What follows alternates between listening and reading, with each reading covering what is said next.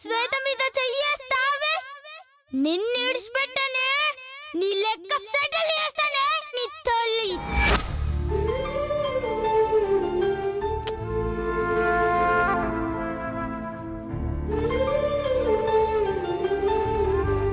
రేపు తెల్లారితే సంక్రాంతి నానమ్మ గారికి ఇచ్చిన మాట ప్రకారం సంక్రాంతి రోజు నేను నీకు నిజం చెప్పేస్తానే నేనే మీ అక్కనని నువ్వే నా చెల్లివని నీతో పాటు అందరికీ తెలిసిపోతుంది శ్వేత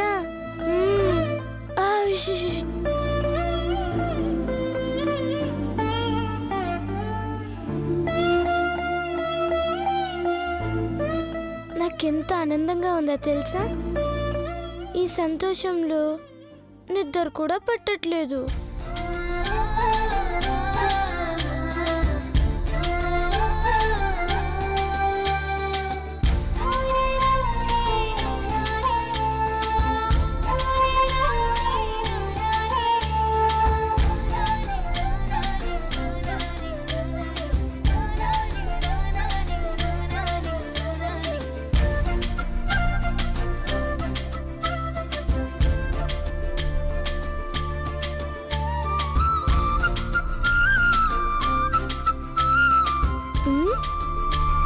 చెల్లికి స్వీట్ తినిపించాక చెప్పనా చెప్పాక స్వీట్ తినిపించనా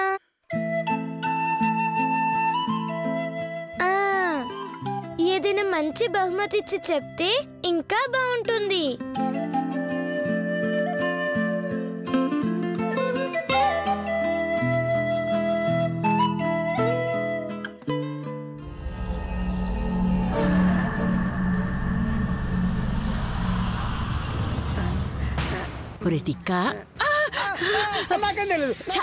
ముందు కళ్ళు చూసి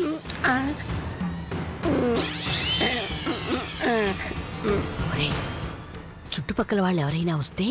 విజిల్ వేయి నేను వెంటనే బయటకు వచ్చేస్తాను అయ్యో అత్త విజిల్ తేవడం మర్చిపోయాను అత్త నీ బొందరా నీ బొంద అది కూడా తేవడం మర్చిపోయాను అత్త ఒరే తిక్క వేలుతో విజిలేరా చెయ్యి వేలుతోనే కదా అత్త కాలు వేలుతో అయితే తీసి చెల్లత్త అమ్మో వాళ్ళతో కంటే నీతోనే ఎక్కువ ప్రమాదంగా ఉందిరా ఎక్కువ పొగడకత్తా సిగ్గేస్తుంది సరే సిగ్గుపడుతూ ఇక్కడే చావు నేను లోపలికి వెళ్తున్నాను అమ్మా అలాంటి వాళ్ళది నిజమైన ప్రేమ కాదు అది వ్యామోహం ఎగ్జాక్ట్లీ చిన్నత్త నిజంగా ప్రేమించుకున్న వాళ్ళు అలా చేయరు ఎంత మనసు విరిగిపోతే కన్న కూతుర్ని పట్టుకొని మా దృష్టిలో చచ్చిపోయా ఉంటుందా తల్లి అది సరే అమ్మా తన కూతురుతో తన మాట అనేటప్పుడు ఆమె మాటల్లో వ్యథ కళ్ళల్లో బాధ గమనించావమ్మా పెద్దబాబుకు బర్త్డే విషెస్ చెప్పు కూడా వెళ్ళాం కదా ఊరికే ఎలా కాలిపోతుంది మంట పెడితేనో పడితేనో తగలబడుతుంది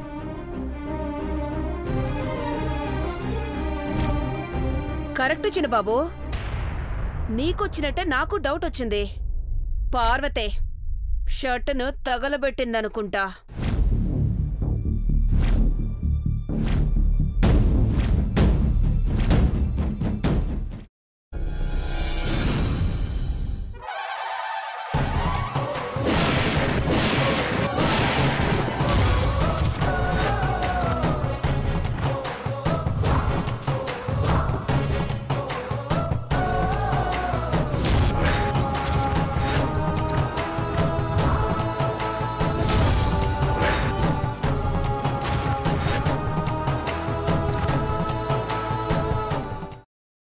తర్వాత